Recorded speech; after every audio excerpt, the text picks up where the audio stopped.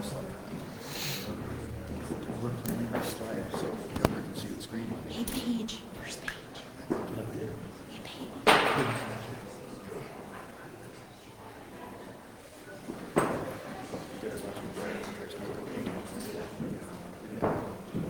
And folks, just at the request of customer, but before you speak, you could just state your name and affiliation. That would be wonderful for them. Thank you.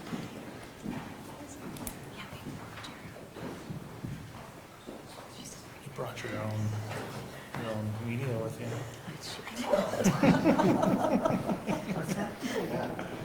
Well done. Well played.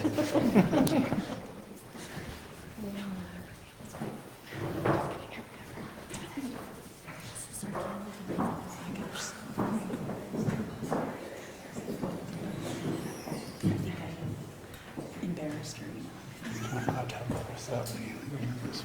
Wait. No. Just where to talk to because the screen's that way. So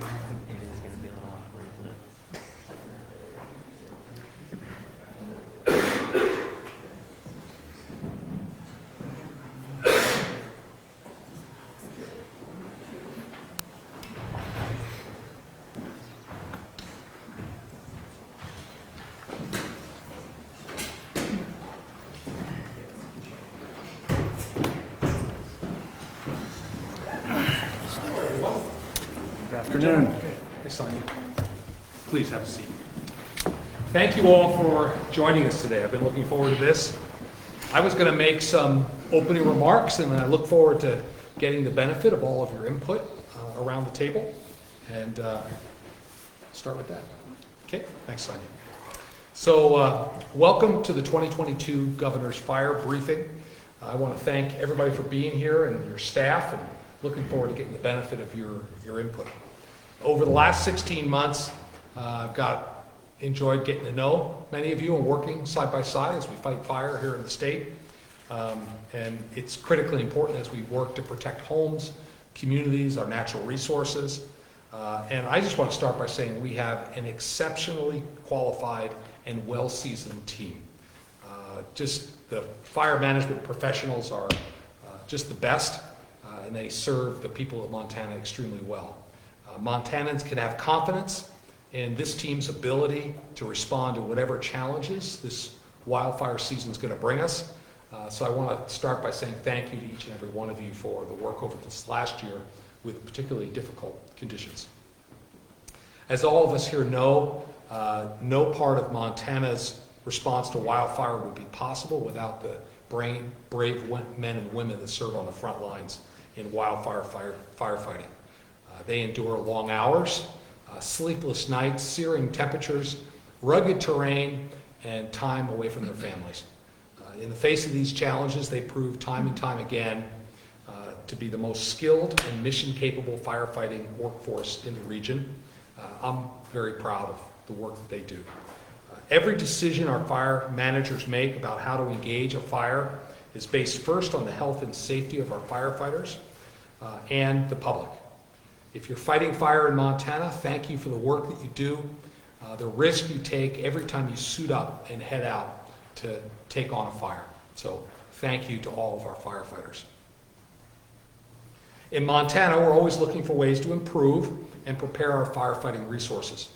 We proudly increased the minimum base pay for seasonal wildland firefighters by more than 12% this past year to over $15 an hour. Seasonal firefighters in Montana will see an increase in their pay this year.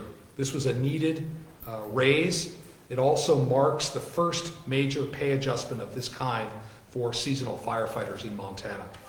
The pay increase will help us support, recruit, and retain highly qualified firefighters that are going to work to protect our communities and natural resources. It makes Montana's compensation more competitive with, turning off my phone, there we go, with regional compensation so that we can attract the best and take care of them. And while this pay adjustment is long overdue, there's more we can do. As partners to support and protect our wildland firefighters, reduce the risk of catastrophic wildfire in Montana.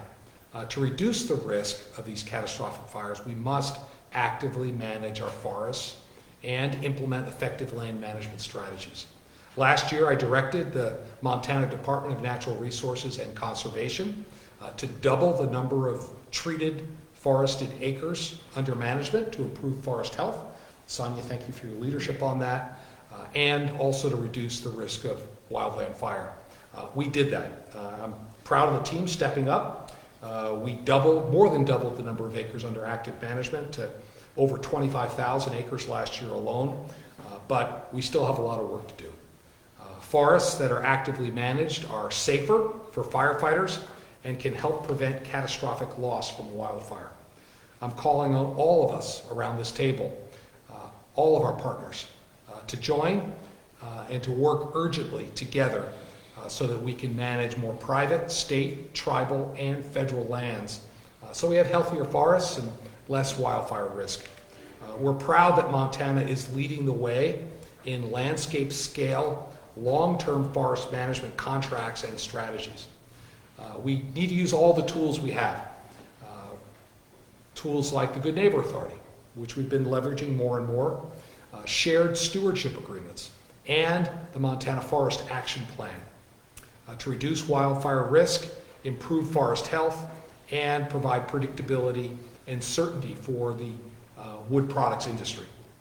We must expand the size, scope, and longevity of these agreements, and we can do that by replicating projects that are successful, like the forthcoming Lincoln County Shared Stewardship Agreement, which we're proud to work with the Forest Service on, and I'm very happy to see that coming to fruition. Like Montana, states across the West, led by both Democrat and Republican governors, are calling for closer partnerships among local, state, tribal, and federal governments on active forest management. I look forward to what we can accomplish together as we renew our vigor here. On the topic of collaboration, folks around this table share a common goal: to protect our communities, and natural resources from wildland fire. To be successful, Montana's objective in every fire is aggressive attack, responding quickly and efficiently. Our goal is to keep the fire as small as possible and to get it contained and extinguished as quickly as possible. Last year, we kept 95% of our fires in our direct protection to 10 acres or less. With the state's commitment to aggressive attack, we are prepared to deliver on that again this season. In Montana, we do not and will not have a let it burn policy. That approach undermines the safety of our communities and threatens the health of our citizens and our forests. I'm glad to see the leaders of our federal agency partners in Washington commit to reject a let it burn policy. We know that it will take the commitment from all of us to aggressively attack and employ the full range of suppression strategies on a fire. I'm calling on our partners across Montana to dedicate their agencies and resources to this end, to aggressive attack on all fires, from their ignition beyond 24 hours until they're contained and until they're extinguished. We learned many valuable lessons from the 2021 fire season, one of them being that we can no longer think of wildfire in terms of a season. Wildfire poses a threat to our communities year-round. One of the most devastating fires of 2021 occurred in December, the West Wind fire in Denton. And being there as the buildings were still smoldering, it was quite a tragic situation. The fire burned homes and their property. The people of Denton, however, are resilient, and we're proud we're working with them to rebuild their community. And the state will do whatever we can to support them. Denton remains at the front of my mind, and the West Wind fire is a poignant reminder of the importance of wildfire preparedness. That's why in a few moments, I'll proudly sign a proclamation establishing the month of May as Wildfire Awareness Month. While we can't control the weather, we can control what we do. On behalf of all of our firefighters and aviation resources, I'm calling on Montanans and our visitors to do their part to prevent wildfire. During the month of May and beyond, I call on Montanans to take the time to prepare for wildfire, follow local fire restrictions, prepare our homes and communities for wildfire, and recreate safely in the woods. So with that, I'm going to sign our proclamation.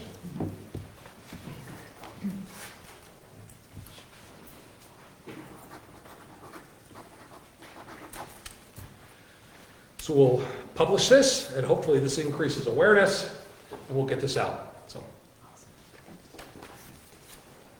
give it to the forester. Great. So just in concluding, I want to thank you again for joining us today. I look forward to your input and advice as we prepare for the 2022 fire season. Now I'll hand it off to Sonia Gurman, the DNRC Forestry Division Administrator and Forester-in-Chief. Thank you, Thank you. Governor. Thank you for having all of us today, Governor. And thank you for signing the proclamation. And Governor, as we're all aware, we're having this briefing earlier than we typically do, and I think that is in recognition that we're really truly living in a fire year, not a fire season anymore. And while we're going to be hearing about each agency's preparedness for 2022, the wildland fire agencies before you have been responding to fires year-round, both within the state and also out of state. And Governor, you well know in 2021 we experienced a significant fire year both within the state and throughout the nation. And what you often heard from us on our weekly fire briefings was the scarcity of resources. And Stephen from Northern Rockies, he's going to have a detailed outlook on what fire season is going to look like for us this coming summer, but we're expecting to have another active fire year. And you're probably going to be hearing scarcity of resources coming from us again. When this is the case, our interagency coordination and our relationships are even more critical.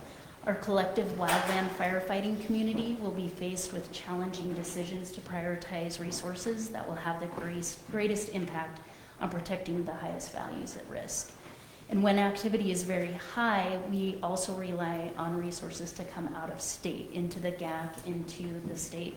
And we're inevitably going to be competing for those nationwide resources too. And we want to thank you specifically, Governor. You took a number of measures last season that greatly helped our interagency wildland firefighting efforts. And we may likely be calling on you for that help. First, through the signing of the Wildland Fire Emergency Declaration, you made available the Montana National Guard, and thank you, Major General, both ground and air resources. And through this effort, you deployed 592 Guard service members for a total of 44 days. Crews and aviation made a notable difference on many of the fires during some of our most critical fire conditions. And we also appreciate your leadership in support of our state-to-state agreements. So we know that you made several phone calls to governors, and we brought firefighting resources from anywhere from New Jersey to Florida to help us. And that was especially important for initial attack response. You supported Montana state employees who volunteer with local fire protective services in being more readily available to respond to wildland firefighters.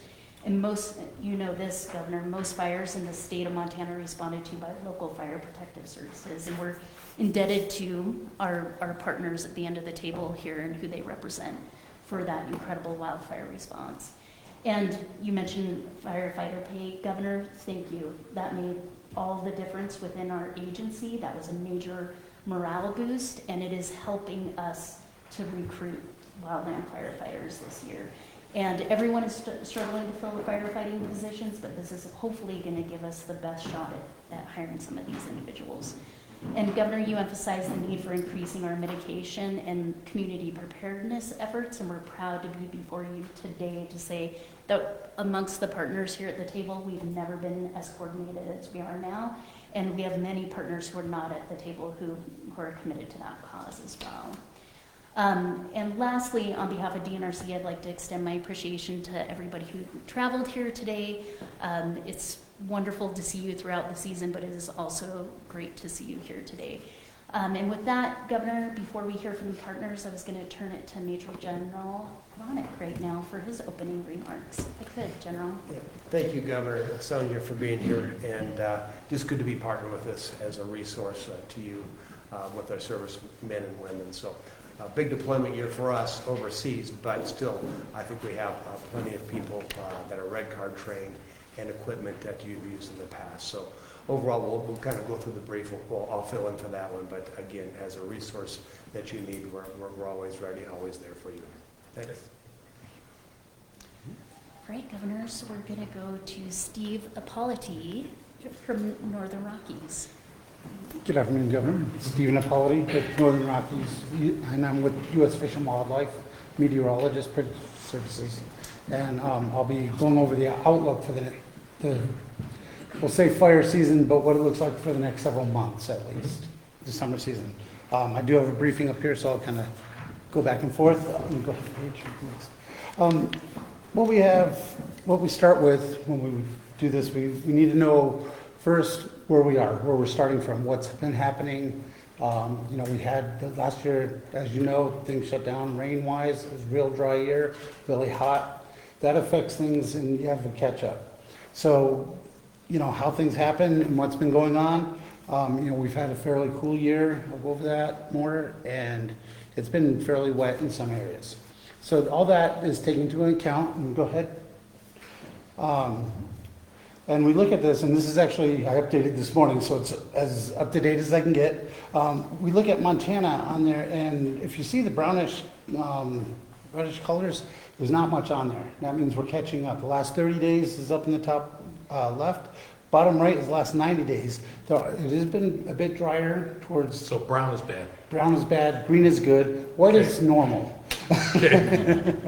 So, but we don't have a huge amount of dark brown across Montana, which is a good thing. Mhm. And that's helped out things. As a matter of fact, there's a little bit of green in south. How does this compare to where we were this time last year? Last year, and I'll get to that. May was the dry month last year. Right, we're actually behind last year as well.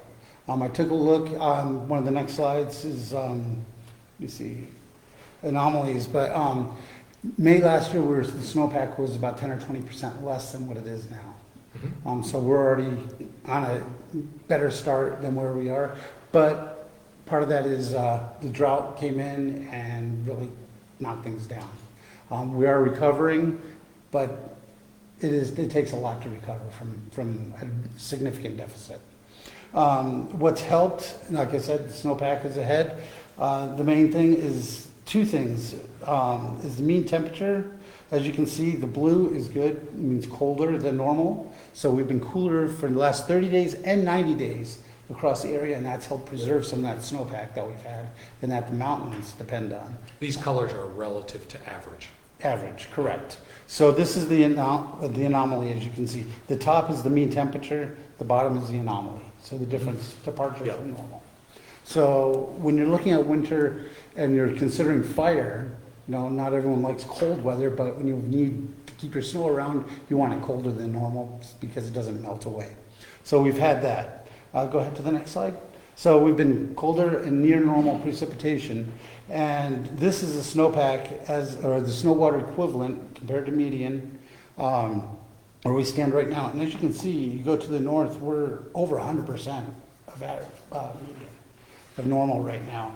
And where we were even a month ago in the southwest portion, that was down in the 70s. So we've really jumped up. We've made up some ground. We've made up some ground, significant ground, which is good news for those areas. Unfortunately, we don't have snowpack for the eastern side, and that's a lot of finer fuels, which are a lot more responsive to small changes in weather. Go to the next one. So when we look at that, then we also have to look at the drought and where that stands. And this is the latest as of last week where they are. This has improved over the last few weeks and even since last year. We had a lot of the dark, deep red across the area. That's gone, that's been alleviated. We've had some of the extreme drought, they've backed off some more on that, especially in the east. You can see northwest Montana is actually out of drought entirely. And even the yellow is fairly out of drought, that's just dry. So we're doing a lot better than we were. And I think that conditions in some of these areas are even better than what this shows. However, because it can change dramatically over a short time, they don't like to take you out and put you right back in. So there's a cautious amount of caution in there. Go ahead to the next one. So the problem is, when we look at a map like this, growing season, and trying to look at the outlook, you can see reds are just nothing's happening yet. So we're really not really started with growing season. Things are starting to green up a little bit, but they're still, even driving across from Missoula, I can see green, but also a lot of patches of dead grass in there too. So it's not really greened up yet. There's still a lot of things to go on, but we've been colder than average, so it's expected that green up would be delayed somewhat. So that's a factor too, brings into some uncertainty into the summer. Go to the next slide. So where we stand, another thing we have to look at is what the fuel moistures are. We have to take into account, and this is right now. We look at 100 hour, and I'm looking at 1,000 hour. Why? Because 100 hour dries out pretty quick. It can change fairly rapidly compared to large fuels, which are showing fairly not too bad across the area. There's a couple dry spots which are yellow, but overall not too bad right now. That's right now. And even in the 100 hour, which is changes quicker, we're not too bad right now. So that plays into effect for May and June's fire outlook. Go ahead to the next one. Another thing that we have to look at is what we call ENSO La Nina El Nino pattern. And this is what happened last year. Is La Nina kicked in and shut everything down. So a strong La Nina is drier for us, warmer for us. Right now, they're predicting about a 55% chance of La Nina continuing through the summer. However, they're forecasting a fairly weak La Nina. I have the graph up there. If you look, the black line right across the middle is average, is neutral. So a lot of the models are trending up towards neutral. So that also brings into some uncertainty into the forecast as to how close to neutral do we get. The closer to neutral we get, the better we are, the more likely we are to have some rain. However, looking at where they had it last month to this month, we're actually further into La Nina than where they had predicted we would be. So that tells you maybe drier coming up over the summer. So that is something we'll have to look at also. So go ahead to the next. So what that does is brings us to the outlooks from Climate Prediction Center, which basically is probability. I like to explain this because a lot of people confuse probability to what is deterministic, and they're different. Just because it says above doesn't mean every day is going to be above normal, we're going to have heat spells. These are probabilities that say favor above average temperatures, below average precipitation. Right now, these are the warmest and the driest months, which are June, July, August, and July, August, and September. So May is not too bad for us. So I wanted to show you the worst two. And again, this is probability. This doesn't mean you will not get any rain. It does not mean that it's going to be 100 degrees every day. But it does tell you the trend is going to be drier and warm again this summer. So go ahead to the next slide. The other thing I wanted to show is the U.S. Seasonal Drought Outlook. This is the latest one from about a week ago, and you can see they're planning, they think that northwest Montana will be added back into drought once again, and drought will be maintained for a good portion of the state. The far eastern portion you can see is actually considered remains but improves, and then a little bit further, North Dakota's getting lucky and looks like they're going to get out of it, but it does help even across your borders. If they're good, it helps you. So we're looking at drought continuing, and that's why I don't think you're seeing a lot of improvement being put on those monthly maps or weekly maps, because they're expecting it to go back. Go ahead. Okay, so what that brings us to is the important part, is what does the season look like? We divided up into the predictive service areas. It's And you can see May, we're forecasting a normal season for May, normal month.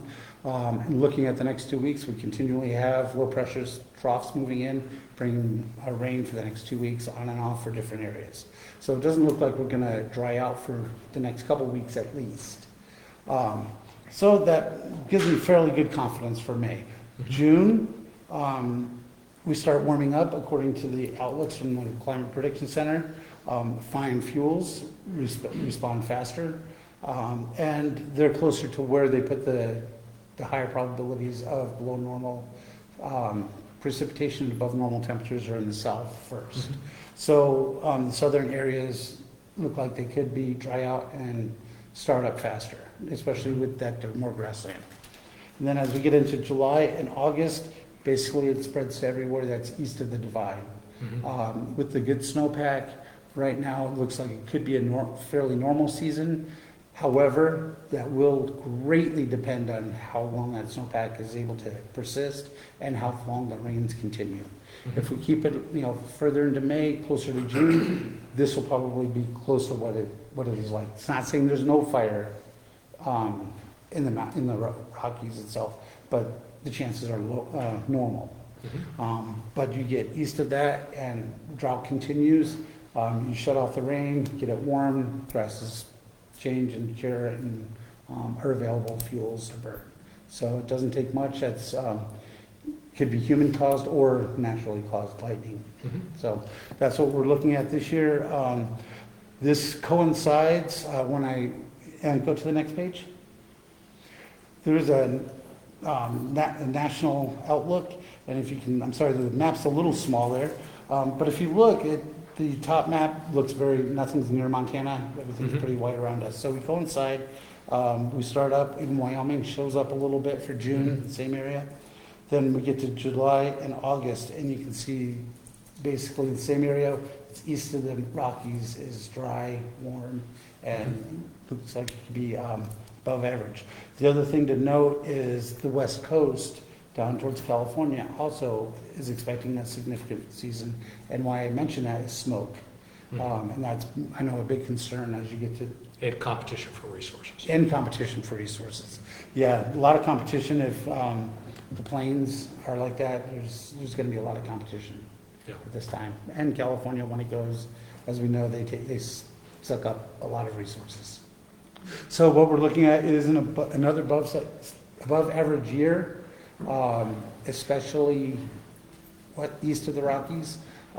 As we get towards the end of the summer, beginning of fall, it does look like it backs off some. I can't say that you're not going to have any fires. It could be like this year, if we don't get enough rain or cool down enough, you could have an extended season. But in weather, you're lucky to get the meteorologist to give you a week out. But so 4 months, you're looking at above average, but it does look like it trends downward. But given where we are today, it's marginally better than last year, but you're still predicting an above average year.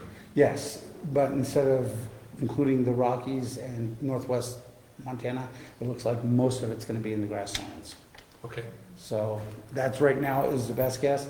A lot will depend on La Nina and how that occurs. If it goes more towards neutral, which I'm hoping it does, might be a little bit better case scenario than this.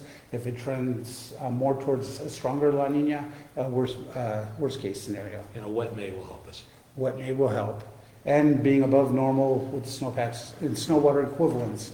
I say the snow water equivalent because the difference, I'm sure you know, not how deep the snow is, but how much water is it holding. Yeah. And right now, there's lots of water in there. Yeah. Great. Thank you for that report. Oh, you're welcome, my pleasure. Thanks, Steve. Governor, we're now going to turn to somebody who's new to the fire briefing, and Matt Hall, who's our Fire Protection Bureau Chief, who we just brought on this winter, but who has worked in wildland fire for many years, over 20 years with our organization. So, Matt. Thank you, Sonia. Thank you, Major General, for being here and ensuring the access to soldiers and airmen of Montana to support our wildland fire season. So thank you. Good afternoon, Governor. Again, thank you for inviting DNRC and our partners here today to update you on our readiness for the 2022 fire year. I I know all of us around this room are committed to working together to protect Montanans and the landscapes we all value, and I appreciate you gathering us here today. As Sonia said, my name is Matt Hall. I'm the new Fire Protection Bureau Chief with DNRC. As Fire Chief, I oversee the Fire Protection Program and responsible for ensuring the safe and successful operational response to wildfires across Montana. At DNRC, firefighter and public safety is and always will be our highest priority. Our mission as an agency is to protect lives, property, and natural resources from wildfire by providing safe, effective services to Montana's citizens, as well as leadership, coordination, and resources to the state's wildfire organizations.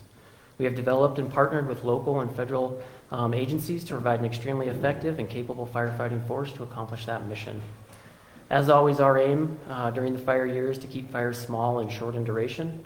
I believe you mentioned earlier that at the state, we strive to keep 95% of our fires at 10 acres or less, and are committed to aggressively fighting those fires during initial and extended attack when safe to do so.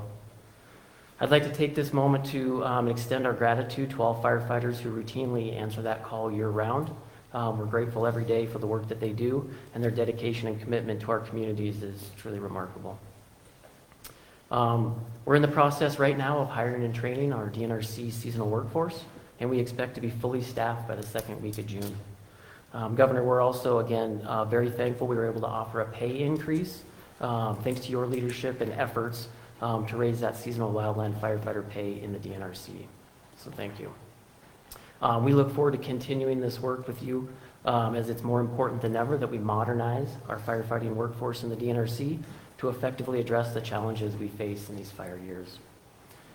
In addition to training our own permanent and seasonal firefighting personnel, DNRC also coordinates, develops, and delivers training and equipment at no cost to all 56 counties in the state through a tremendous partnership with our County Cooperative Fire Protection Program, ensuring that local and volunteer firefighters are safe, effective, and successful in suppressing wildfires in their communities. You'll hear this many times throughout the briefing today, but fighting fire is a team effort here in Montana.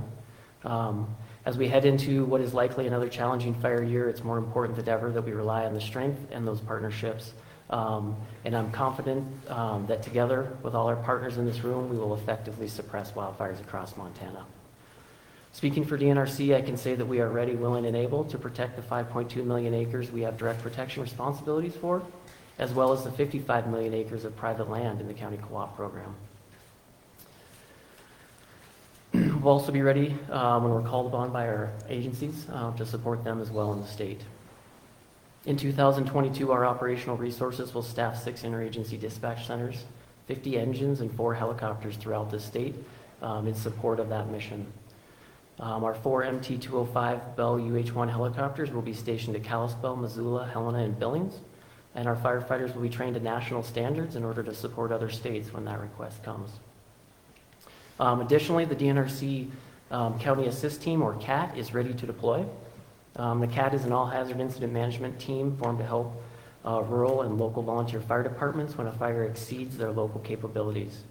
They'll host their annual training the second week of June as well.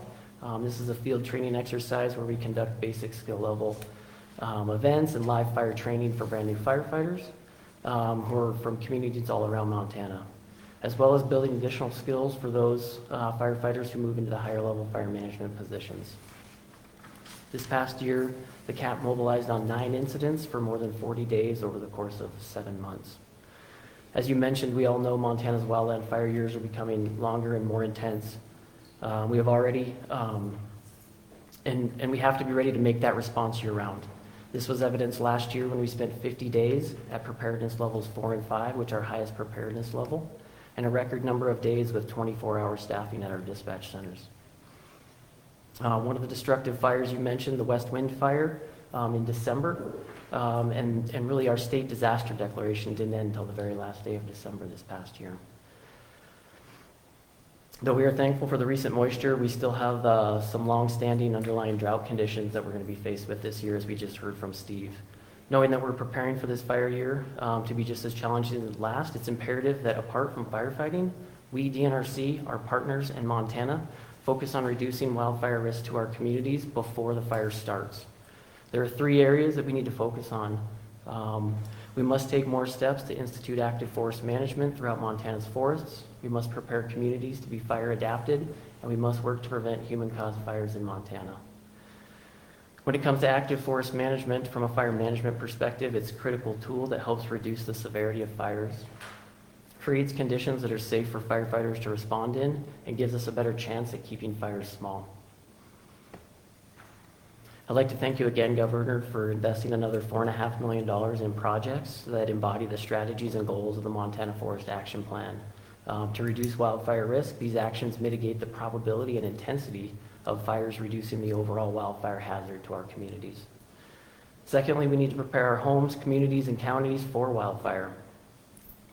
As Montanans, we work and live in forests and grasslands across this state, which means we also have a responsibility to be prepared for wildfire in our backyard.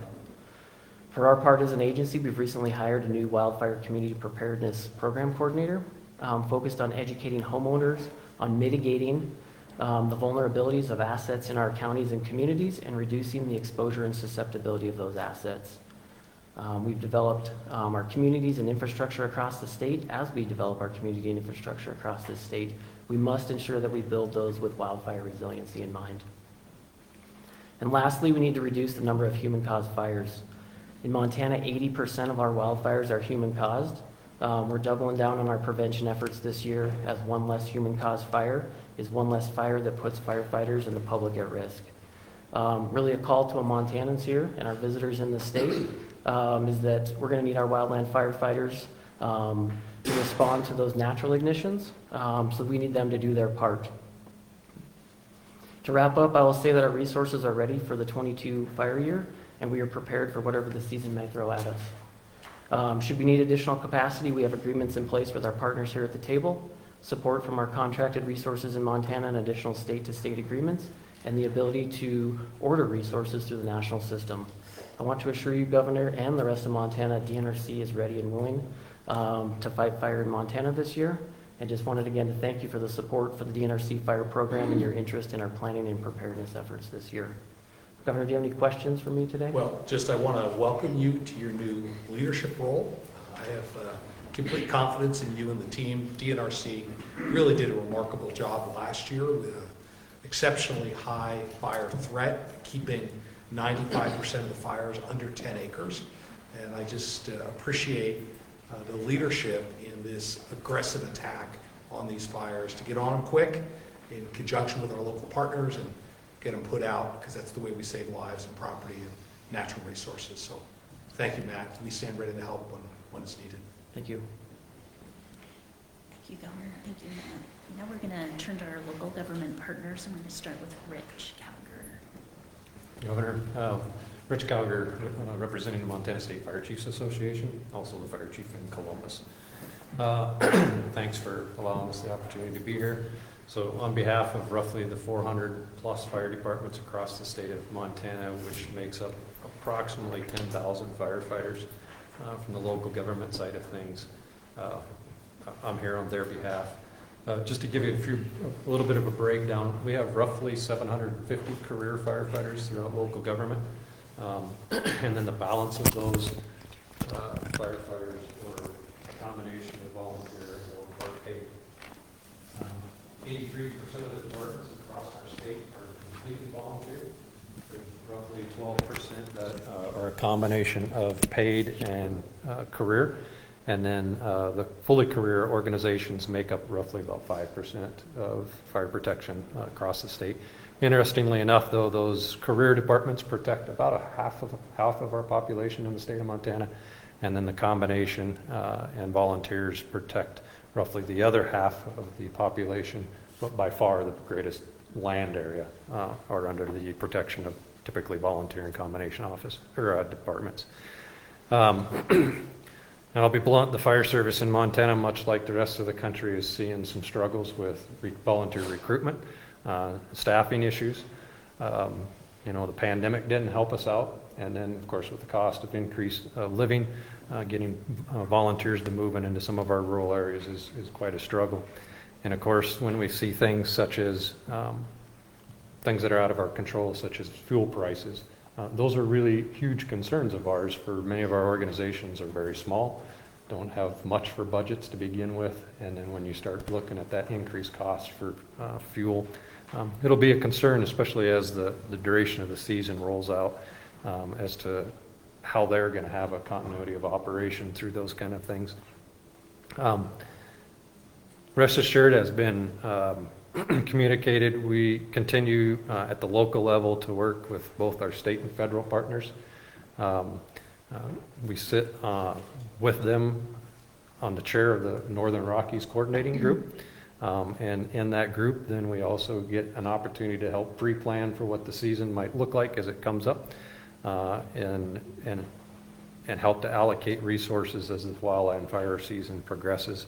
And that's a point of pride for us here in Montana, because that's not a model that's seen across the U.S. I think there's maybe one other region or two that have any kind of a semblance of local government at the table.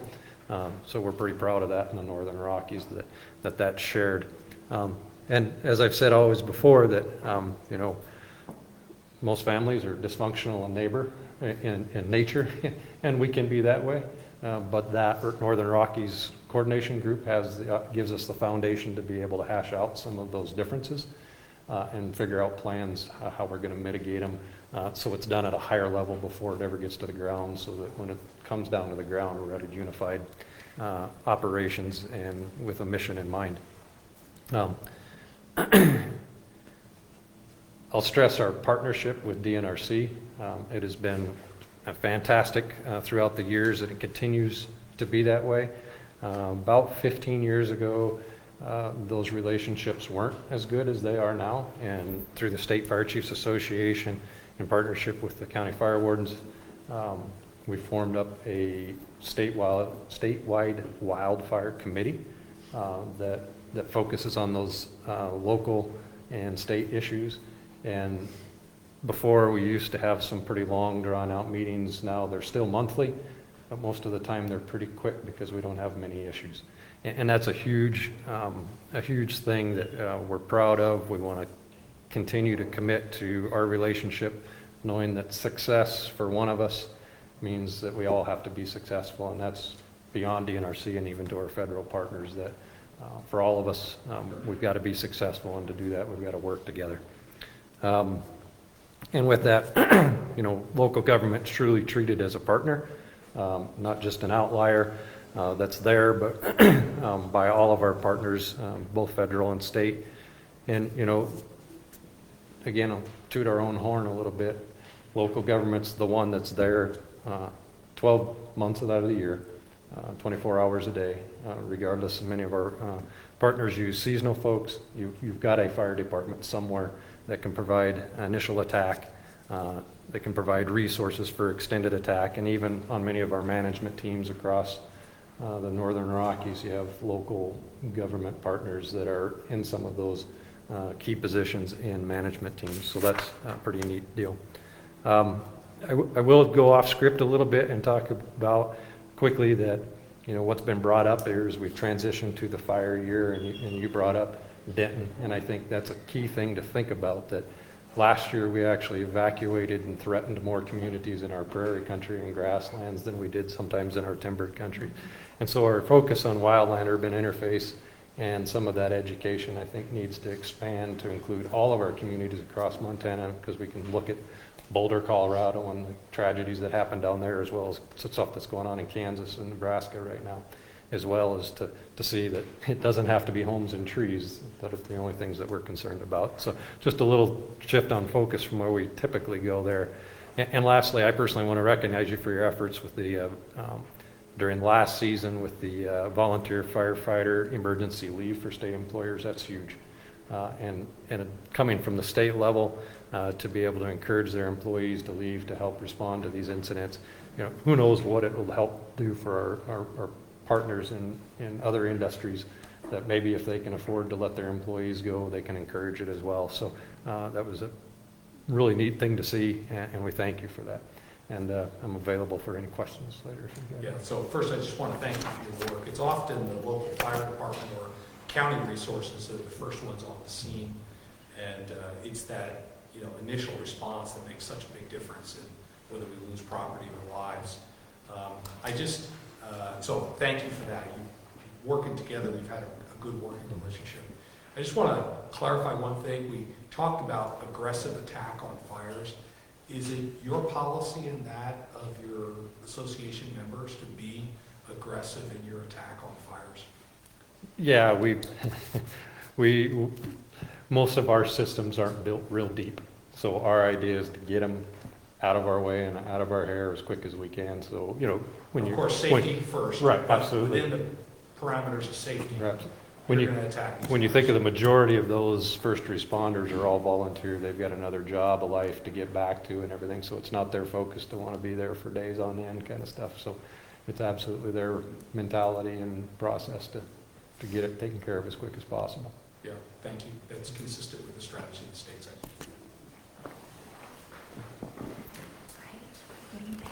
Okay. Good afternoon, Mr. Governor. My name is Patrick Lonergan. I'm the Chief of Emergency Management and Fire in Gallatin County, and I'm here representing the Montana County Fire Wardens Association.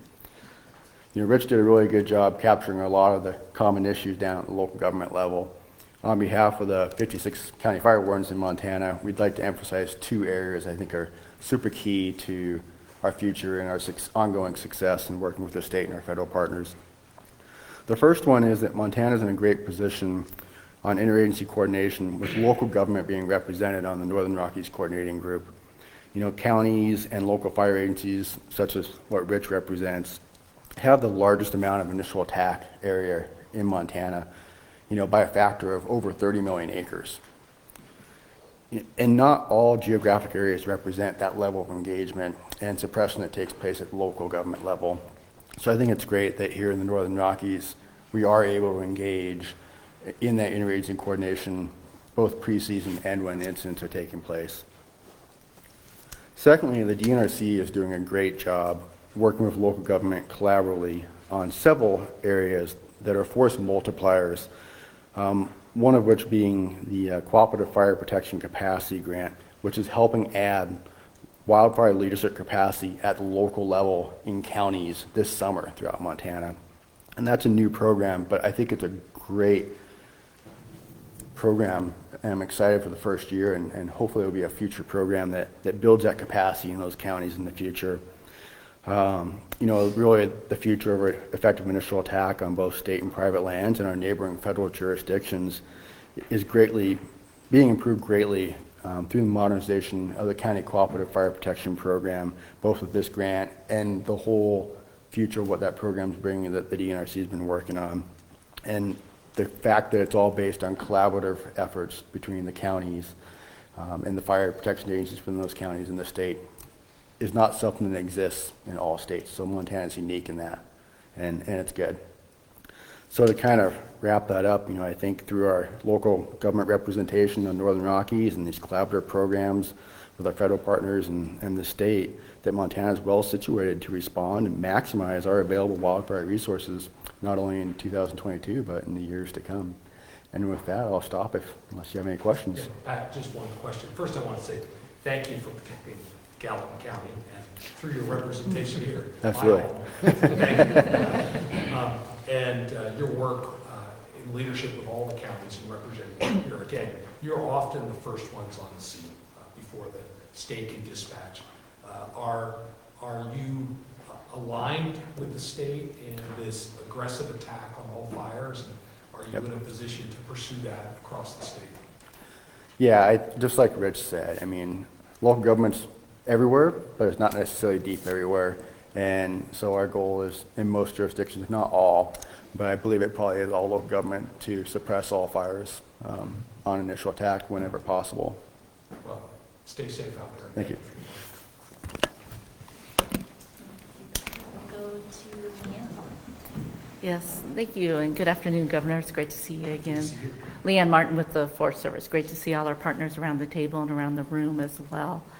So, Governor, I was really intrigued with your opening remarks, because so much of it, I was looking at my own notes going, yes, yes, yes, very, very much right on the same page, which is not surprising, but always nice to hear and nice to listen to the partners around the table, because one of the things I really value in Montana is our partnership. We're in it together. We're at the table, the Northern Rockies Coordinating Group.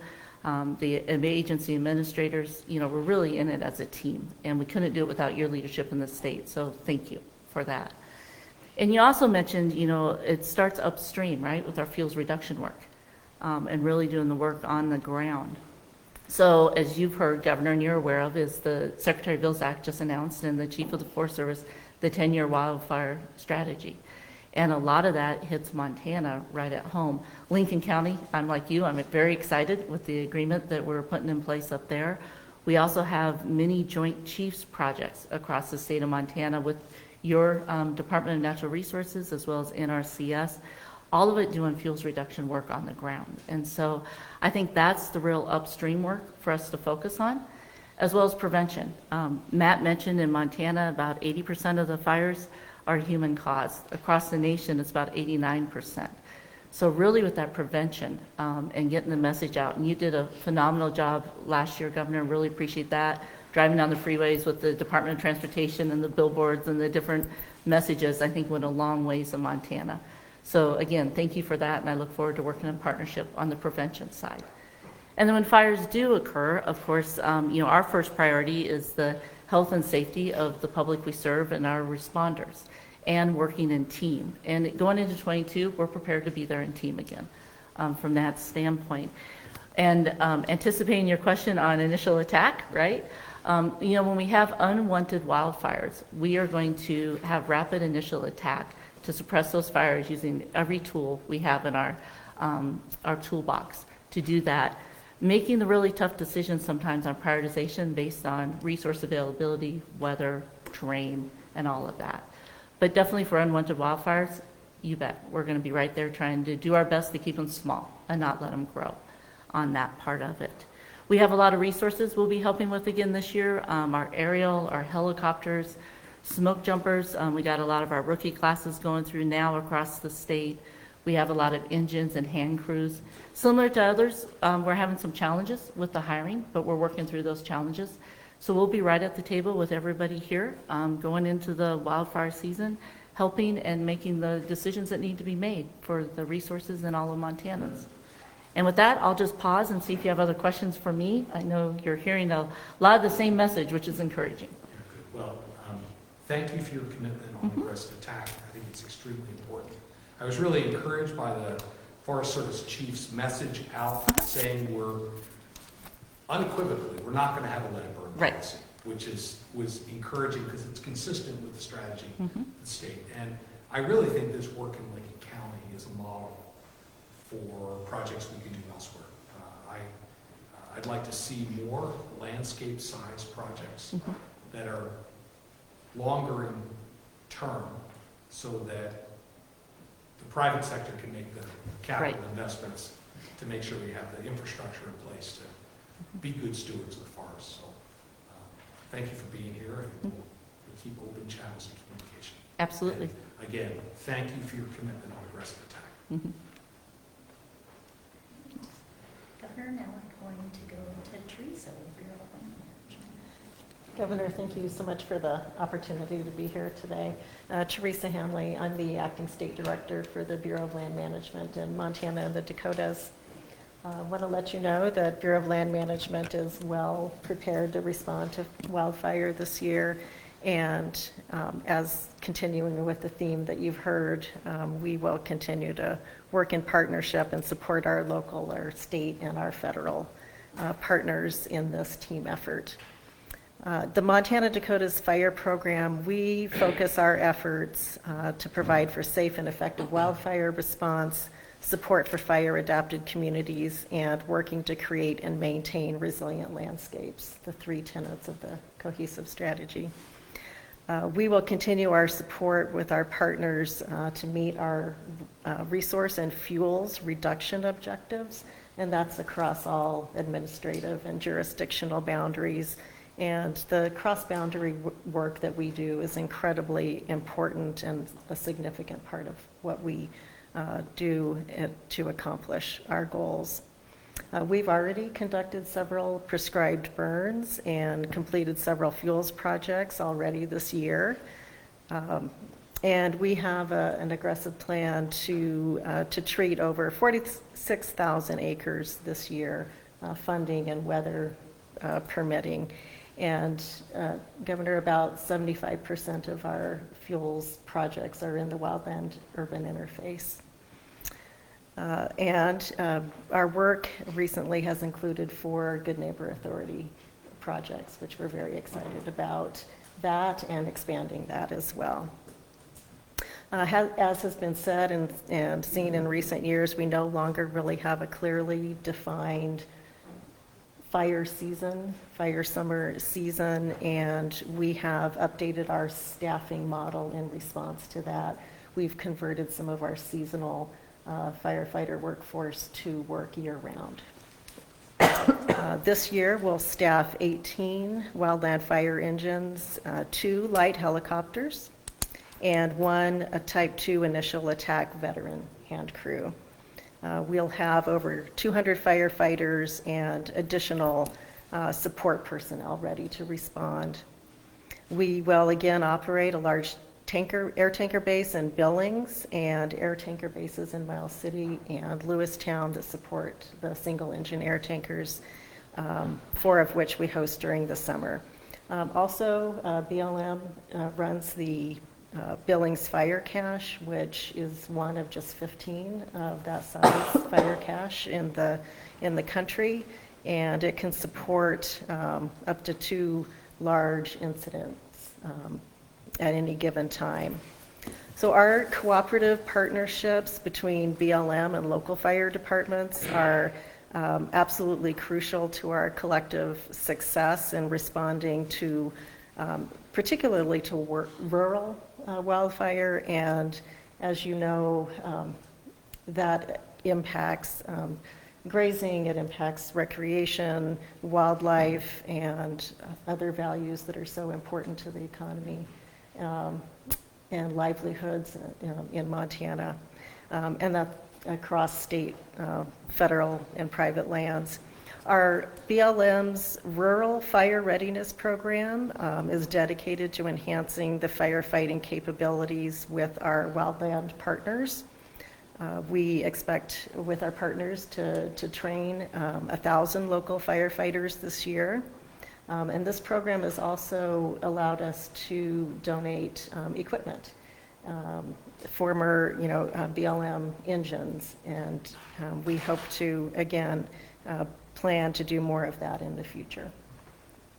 Governor, we will respond to wildfire, putting firefighter and public safety first and foremost. We will swiftly do initial attack and try to keep fires as small as possible. A lot of the Bureau of Land Management administered lands are intermingled with private and other jurisdictions, so it's very important for us to take that approach. And we value our partnership, and thank you. Yeah, a couple questions if I could. The 46,000 acres that you're doing fuels mitigation on, is that across your whole region or here in Montana? We have some projects in North and South Dakota, but for the most part, that 46,000 acres is here in Montana. Okay, great. And I was encouraged to hear the work you're doing to stage resources to be ready for the season, because we never know when it's coming.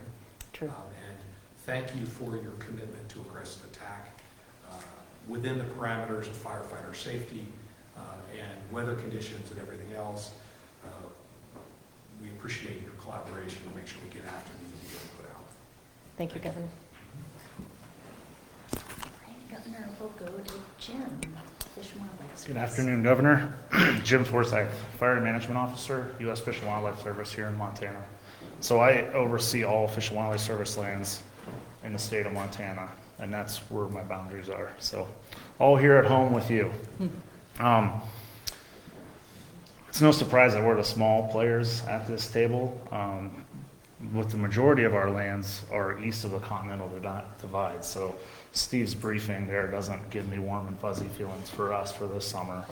But with that small staff, so you know, we only have 5 permanent, historically we've had 5 permanent staff on the fire program. And within the last year, we've been really fortunate. We've been able to hire 3 additional permanent staff and hopes of converting 4 seasonals to more of a permanent staff here. So we're really trending in the right direction to have more capacity to help not only our lands, but to help with our cooperators across the state.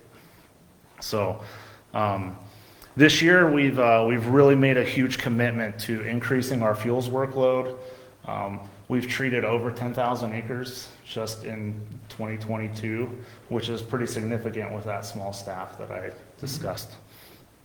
Last year, we were able to respond to 80 wildfire incidents, most of those here in Montana, with that short staff. So I think even though we're small, we're pretty fierce in nature, and we're ready to help again this year. So we're going to be hiring some more seasonals coming up here, but by mid-June, we should be fully staffed, fully prepared to help suppress fires not only on our lands, but on our neighbors, because we're prepared again to all hands, all lands approach, like I mentioned last year.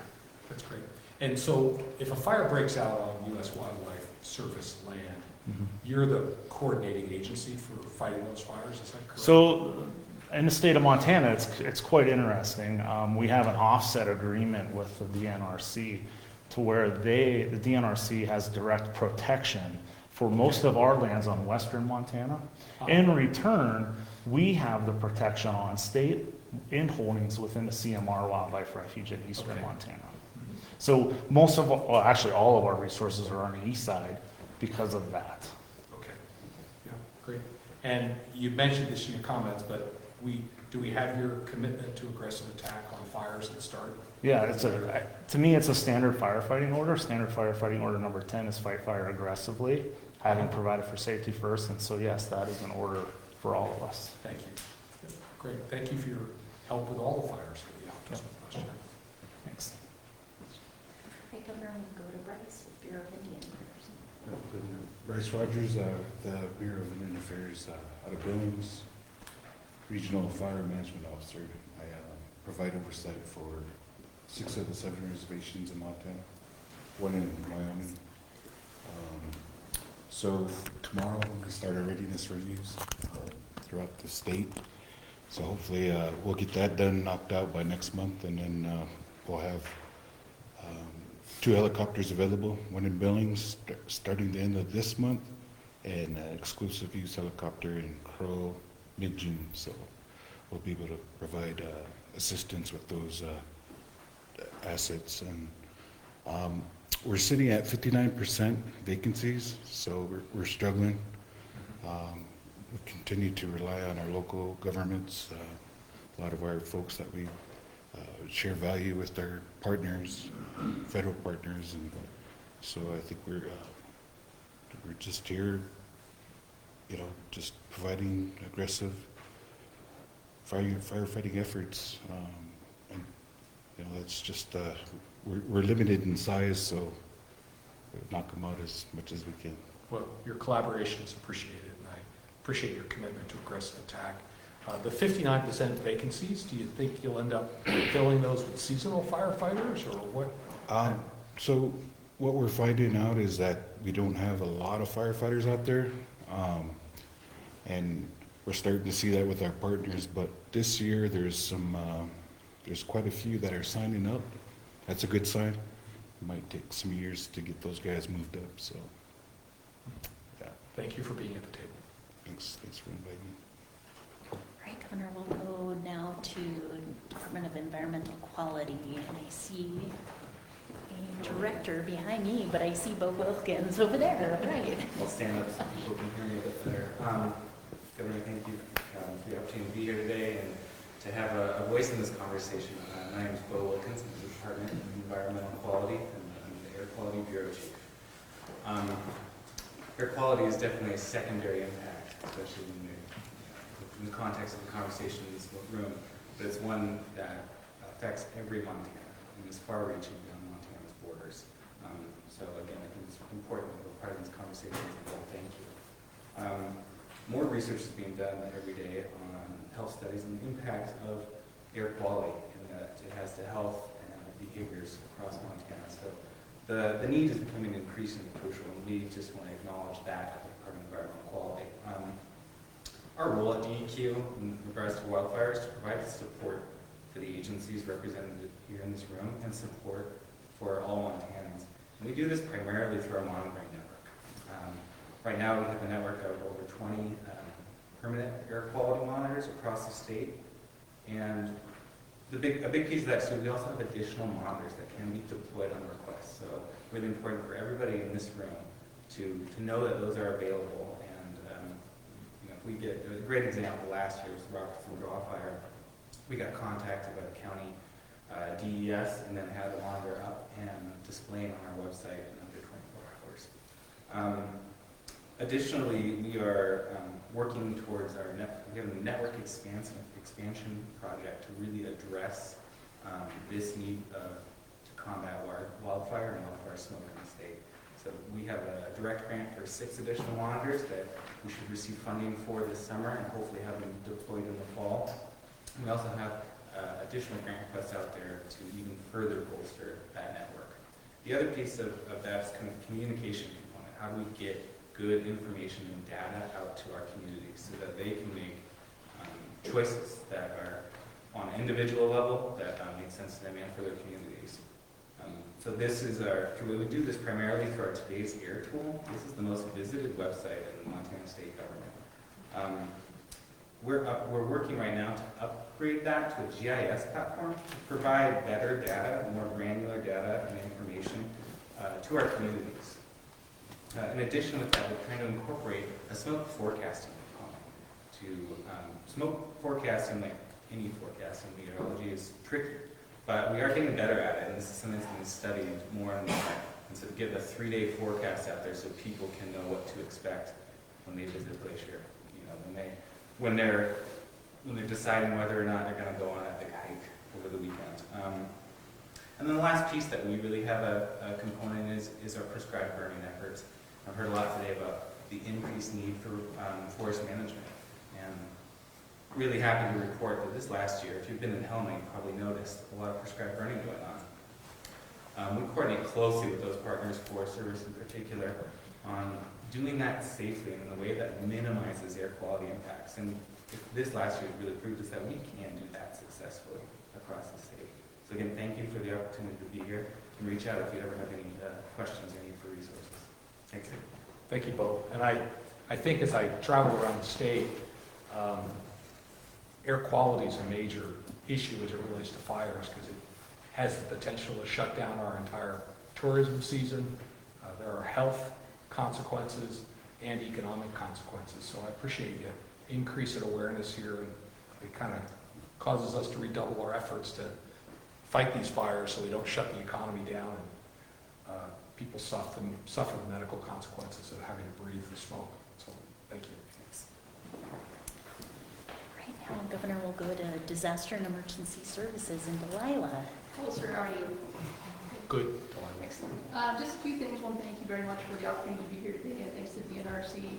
Really appreciate the leadership that you provide, and DNRC as the lead coordinating agency for wildfire response. So thank you. As you know, we're here to support in any way we can, and just again, happy to be a part of this conversation. So, a few things that we want to make sure that we're always tracking at DES. Really try to pay attention to the need for state declarations, whether that's an emergency declaration or disaster declaration. Our staff will kind of parse through the technicalities behind that and make sure that we're getting those orders to you for signature when they're needed, so that nothing's slowed down for local government response. But you say to get the resources where they're needed as quickly as they're needed for this fire season. So that's the role we'll continue to play there. We're also, last year was the first year we had to the advantage of not having to re-up our disaster declarations for wildfire every 30 days. So it was really nice. Once we got that in place, the conditions drive the length of the declaration, and that's a good process. And as it was mentioned, that was in place all the way until December of last year. So I'll see what this year has in store for us. There is an opportunity to pursue presidential disaster declarations if things get to that point. Last year we did see that happen on the Robertson Straw Fire. We did request a PDEC, Presidential Disaster Declaration. Benefits that come with that are some cost share for some of the eligible costs for FEMA, the 75-25% cost share. Really looking at damaged public infrastructure, eligible damage to public infrastructure. but just know that we have to hit a pretty significant threshold of $1.7 million of those eligible categories before we can request. So, not to say there's not lots of activity going out there, but very few fires reach the magnitude of a presidential declaration under today's criteria. We do see frequent FMEG requests go through, and a big thank you to Matt. He's just doing an amazing job over there, keeping his finger on the pulse of what's going on the ground. And in the last 5 years, we've had 18 FMEGs submitted. And again, that comes with a pretty significant cost share, 75-25 split there on those costs. It also comes with the opportunity to do some mitigation work close fire. So for every one of these FMEGs that come through, it's about $780,000 per FMEG that can be used for wildfire mitigation and other all hazard mitigation work in the off year. So it's good that that gets in there. And it's not convenient. I mean, these kinds of applications have to go in while the fire is imminent. So one of the things that's not helpful for local government is for us to be calling and Matt to be calling and saying, hey, I got to put an application in right now, where are you at? But he does a good job, they do a great job keeping on top of it so that it kind of happens behind the scenes. So it's great. Other things that our office would be happy to stay engaged with them with the National Guard if we get to a point where they're needed. That order will come through DES, worked up through the general for your approval. So we're happy to be the vehicle that kind of pushes them out the door. The Emergency Management Assistance Contract, it's a governor-to-governor agreement where you can share resources across state lines. Very powerful tool. We use it in a lot of disasters, and wildfire is no exception.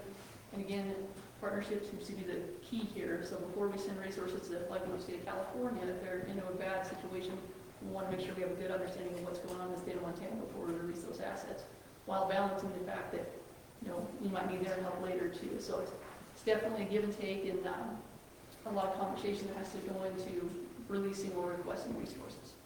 And that's really it. So that's what I have for you today. If you have any questions, I'm happy to answer them. Well, I just want to thank you, Delilah. We've had a busy year between wildfire, the pandemic, and I've just found any time that I interact with DES, you're there, you're professional. I want to commend you and your staff really for the speed at which you've been able to do these FMAGs so that we can compensate the local, get the cost covered, and this presidential declaration at Robertson Draw. So I've learned that I can count on you. Thank you very much, Delilah. And Jake, we have you on the list if you have anything additional. If not.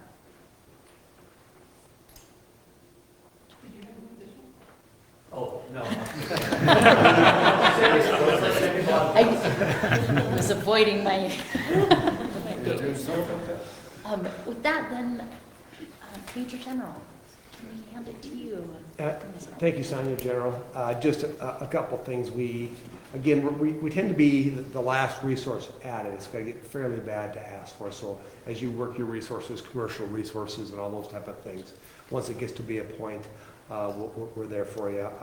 Did over 500 soldiers and airmen last year for the fire, so a significant season to activate. It's one of our higher ones for last year, including the equipment and aviation modules that we went out there with. So kind of prep that for this year for you. Really appreciate the resources we got and the training we got for regular training. So about 446 people trained or refreshed. So they're ready to go. We're just wrapping that up this last few weeks here. So they'll be ready, and we're currently doing module training with our aviation assets. So they're all up to speed if needed. Also work with Delilah and also Colonel Morani, who runs the domestic side of the house, also as a commander, as we coordinate with you on resources to make sure they're ready. We do have an initial response capability if in case property or people are in danger. We do that with mainly our helicopters, but that we don't need an emergency declaration, so but limited on that. But once we come down working with you and Delilah, once we got an emergency declaration, that really preps a lot of things for you.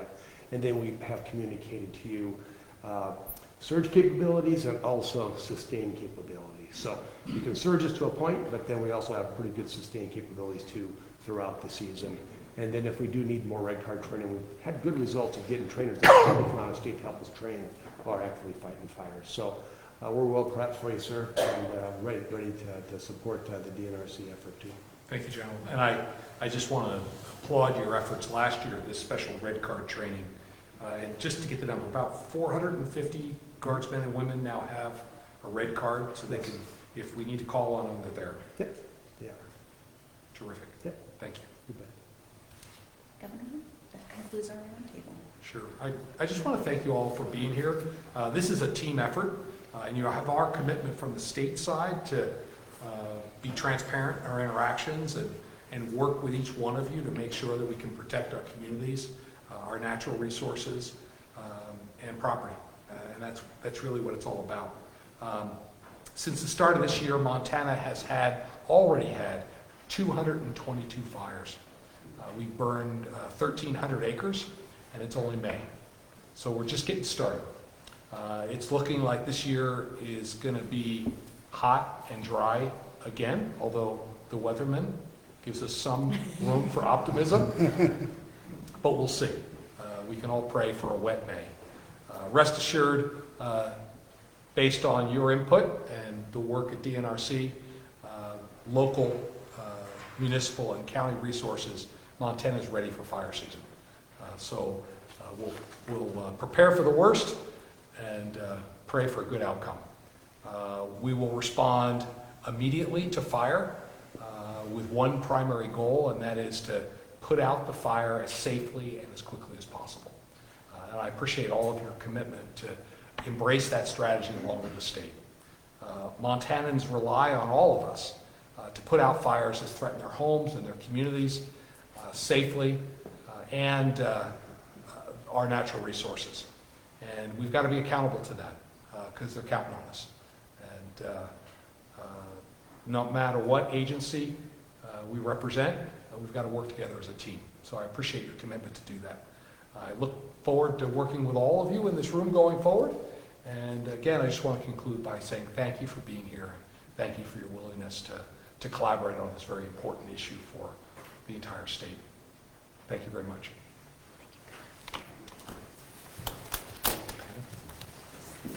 Thank you.